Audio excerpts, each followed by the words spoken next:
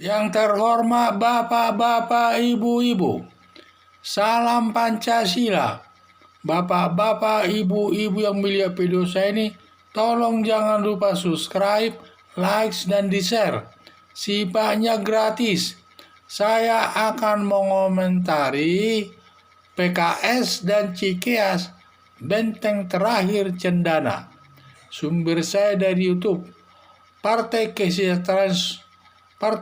Keadilan dan Sejahtera atau PKS dan Cikeas selalu berseberangan dengan pemerintahan Presiden Joko Widodo.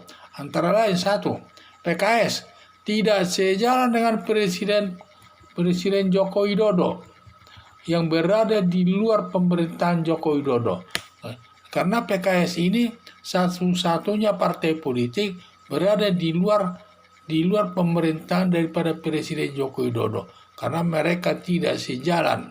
Di samping itu, PKS ini mengkritik pemerintah membubarkan Forum Pembela Islam, dan katanya itu merusak alam demokrasi Indonesia ini. Jadi PKS ini termasuk membela daripada Forum Pembela Islam tersebut yang dibubarkan oleh negara. Di samping itu juga PKS mendukung garis keras, sedangkan pemerintah Joko Widodo memberantas garis keras, terutama di lembaga-lembaga pemerintah yang sudah terpengaruh kepada garis keras tersebut, sudah terpapar oleh garis keras tersebut. Itu padahal pemerintah sedang gencar-gencarnya sedang menghabiskan garis keras tersebut dari tengah-tengah masyarakat. Juga sekarang Susilo Bambang Yudhoyono tidak sejalan dengan Presiden Joko Widodo karena ada 3 kali dikecewakan. Satu, waktu pemilihan gubernur DKI, Presiden Joko Widodo tidak mendukung Agus Harimurti sebagai calon presiden.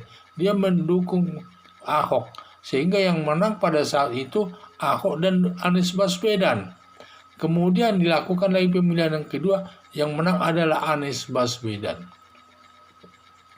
Dan juga sebagai wakil presiden, Presiden Joko Widodo tidak menunjuk Agus Harimurti sebagai wakil presiden. Padahal saat itu sudah banyak harapannya untuk ditunjuk, dan Presiden Joko Widodo dan Susilo Bambang Yudhoyono sudah membawa-bawa kemana-mana si Agus Harimurti ini, baik dalam pemerintahan dan pertemuan-pertemuan agar dia diangkat nanti menjadi wakil presiden zaman pemerintahan Joko Widodo tersebut. Ternyata tidak ditunjuk dia sebagai wakil presiden, malah menunjuk Ma'ruf Amin. Di samping itu juga tidak diberikan setelah Presiden Joko Widodo terpilih sebagai presiden tahun 2019, dia tidak menunjuk, tidak memberikan kesempatan atau menduduki salah satu jabatan menteri kepada Agus Harimurti Yudhoyono tersebut.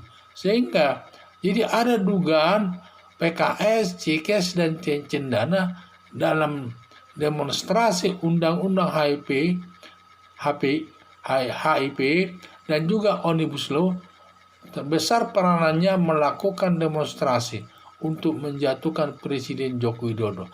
Jadi ketiga ini bekerja sama kelihatannya dia untuk dalam demonstrasi daripada undang-undang HIP dan Omnibus Law tersebut untuk menjatuhkan Presiden Joko Widodo dari jabatannya. Pada saat itu para demonstrasi banyak sekali. Ada dugaan daripada Mahfud MD atau Menteri Perindustrian bahwa demonstrasi itu ada dalangnya. Tetapi tidak disebut siapa dalangnya. Hanya saja Susilo Bambang Yudhoyono merasa dia yang dituding sebagai dalangnya itu. Dia merasa dituding. Sehingga itulah saya lihat, berarti kalau saya kaitkan dalam hal itu, jadi ada 3 lembaga ini, ada Cikeas, PKS, dan juga Cendana sebagai kelompok yang ingin menjatuhkan Presiden Joko Widodo dari jabatannya selaku Presiden RI. Padahal Joko Widodo selaku Presiden RI hasil pilihan rakyat. Seharusnya mereka harus bersabar untuk menunggu tahun 2024 untuk berganti dia. Selama dia memegang jabatan presiden, siapapun harus mendukungnya karena dia hasil di pilihan rakyat. Di samping karena kalau Presiden Joko Widodo jatuh, kalau mereka melakukan demonstrasi, kalau sampai nanti Presiden Joko Widodo jatuh, selamatlah harta kekayaan cendana tersebut.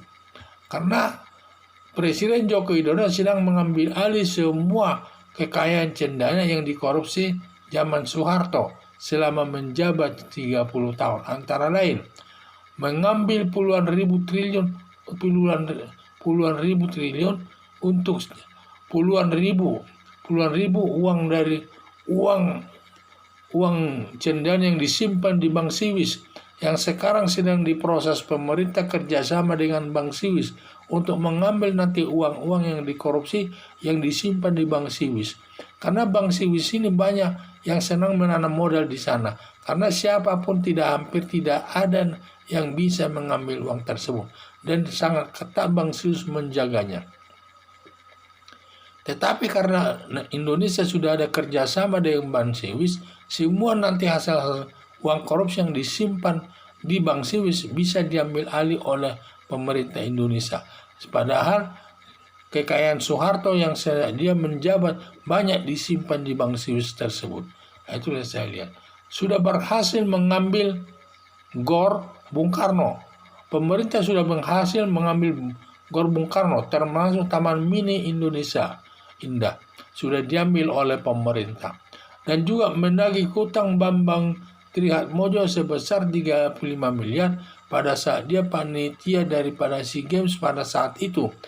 Dia tidak bayar saja, sehingga sekarang sudah ditagih oleh pemerintah. Demikian juga Tommy Soeharto, kalau nggak salah sedang digugat oleh pemerintah atas mobil timornya tersebut. Dan juga banyak kerugian negara di sana. Jadi saya lihat, harapan daripada Cikeas ini, harapan daripada Cendana ini adalah PKS dan daripada Cikeas agar dia selamat daripada harta kekayaannya terus. Kalau dia berhasil menjatuhkan Presiden Joko Widodo. Makanya ketiga ini selalu kompak melakukan, dugaan saya kompak dia melakukan demonstrasi-demonstrasi untuk menjatuhkan Presiden Joko Widodo dari jabatannya. Sehingga selamatlah nanti semua harta kekayaan cendana tersebut. Sekian dan terima kasih.